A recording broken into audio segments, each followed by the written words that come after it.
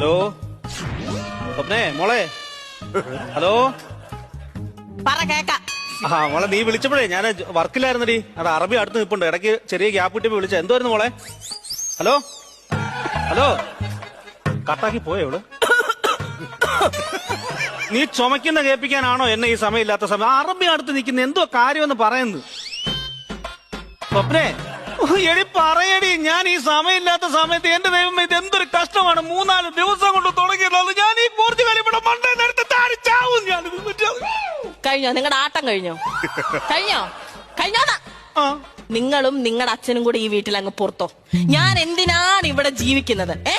എന്നെ കല്യാണം കഴിച്ചോട്ട് വന്നിട്ട് 7-8 മാസമായി. ഇതുവരെ നിങ്ങൾ ഗൾഫിൽ കിടന്ന് കഷ്ടപ്പെട്ട് അയക്കുന്ന പൈസ എന്റെ അക്കൗണ്ടിൽ വന്നിട്ടുണ്ടോ? ഇല്ല, എല്ലാം നിങ്ങളുടെ അച്ഛന്റെ അക്കൗണ്ടിൽ. എന്തുമാത്രം നല്ല നല്ല ജോലിക്കാരുടെ ആലോചന എനിക്ക് വന്നാന്നറിയാമോ? അതെല്ലാം ഞാൻ വേണ്ടാന്ന് വെച്ച് ഒരു ഗൾഫുകാരനെ കഷ്ടപ്പെട്ട് കല്യാണം കഴിച്ച എന്തിനാ?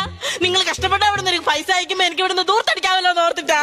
അല്ല അതെല്ലാം കൂട്ടി വെച്ച് എനിക്ക് ഓർത്ത് സന്തോഷിക്കാമല്ലോ എന്ന് വിചാരിച്ചിട്ടാ. പറ്റത്തില്ലല്ലോ. ഇപ്പോഴെന്താ കുഴപ്പമെന്ന് പറയാന്ന്? ഇതിന് രണ്ടിലൊരു തീരുമാനം എടുത്തില്ല എന്നുണ്ടെങ്കിൽ ഞാൻ അച്ഛനോട് വിളിച്ചു പറഞ്ഞിട്ടുണ്ട്, ഞാൻ എന്റെ വീട്ടിൽ പോകും. എടി ഈ നിസാര കാര്യത്തിനൊക്കെ നീ പിണങ്ങി പോവാണോ പെണ്ണെ? നിസാറിന്റെ കാര്യമല്ല ഞാൻ പറഞ്ഞത്, എന്റെ കാര്യമാണ് ഞാൻ പറഞ്ഞത്. എന്തോ അത് ലൗഡ് സ്പീക്കർ ആയിരുന്നു. നിന്റെ നിസാർ കൗണ്ടർ അറബി കേട്ട് എന്നോട് പൊക്കോളാം.